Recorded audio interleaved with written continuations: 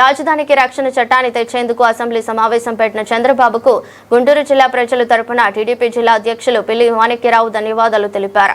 జిల్లా పార్టీ కార్యాలయంలో ఏర్పాటు చేసిన మీడియా సమావేశంలో జిల్లా అధ్యక్షులు పిల్లి మాణిక్యరావు, నగర అధ్యక్షులు డేగల ప్రభాకర్, టీడీపీ సీనియర్ చిట్టిబాబు పాల్గొన్నారు. ఈ సందర్భంగా మాట్లాడుతూ రాష్ట్ర విభజన వలన ఆంధ్ర ప్రజలు ఎన్నో అలవాట్లు ఎదుర్కొంటున్నారని తెలిపారు. మాజీ ముఖ్యమంత్రి జగన్మోహన్ రెడ్డి రాష్ట్రాన్ని గాయాల పాలు చేశారని ఆరోపించారు.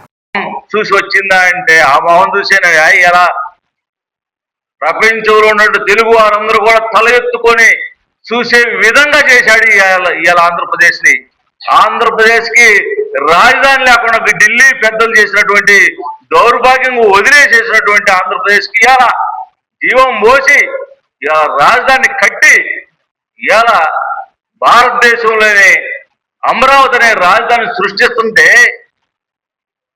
దాన్ని మీరు తప్పుగా పడితే మేము చేసేది ఇవాళ రాజధాని అంటే ఆంధ్రప్రదేశ్ అనే విధంగా ప్రపంచ పటంలో చూపిస్తున్నటువంటి చంద్రబాబు నాయుడు గారి మొహం చూసి కాక మరి ఎవరు మొహం చూసి అలా అంటారు?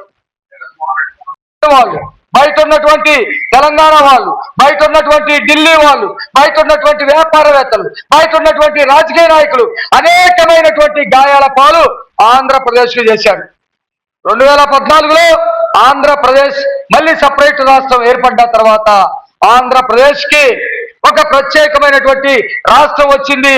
దీనికి ఒక రాజధాని కావాలని చెప్పేసి విజన్ ఉన్నటువంటి నాయకుడు మరలా రాష్ట్రం యొక్క విస్తీర్ణం, ప్రజల జనాభా ఉన్నటువంటి పరిస్థితులు, నీటి పారుదల, అనేక వనరులు, అట్లాగే రవాణా సౌకర్యం, వీటన్నిటిని కూడా దృష్టిలో పెట్టుకొని ఇప్పుడు ఉన్నటువంటి అమరావతి ప్రాంతాన్ని రాజధానిగా ఆనాడు ఈనాడు ప్రతిపక్షంగా ఉన్నటువంటి వైఎస్ఆర్సీపీ కూడా సభలో ఉండగా అమరావతిని రాజధానిగా ఏర్పాటు చేసినటువంటి సంగతి మీ అందరికీ తెలిసిందే.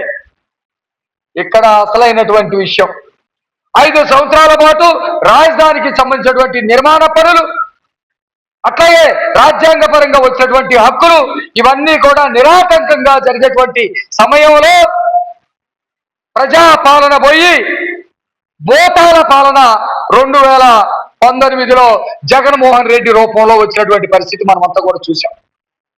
జగన్మోహన్ రెడ్డి స్టార్ట్ చేశాడు.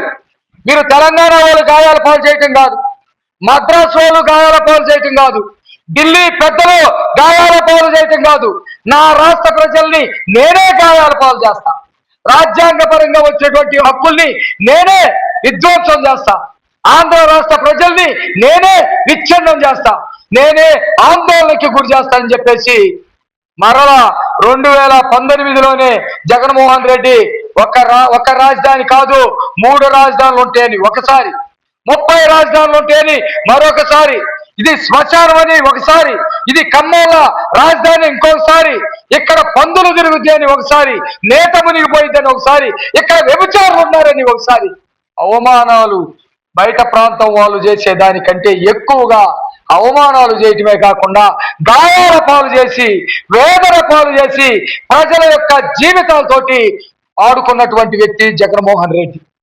సొంత వాడయ్యుండి, ఈ రాష్ట్రం వాడయ్యుండి, ఈ రాష్ట్ర ప్రజల ఓట్లతో గెలిచి, మాయ మాటలతో గెలిచి ఆ రోజు 2019లో రాష్ట్రానికి రాజధాని లేకుండా చేశారు.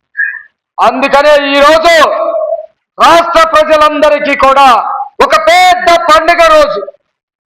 రాజ్యాంగ హక్కుల్ని ఈరోజు భద్రత చట్టంలో నిలుపుకుంటున్నటువంటి ఆంధ్రప్రదేశ్ ప్రజలకి నిజమైనటువంటి స్వాతంత్రం వచ్చిన రోజు.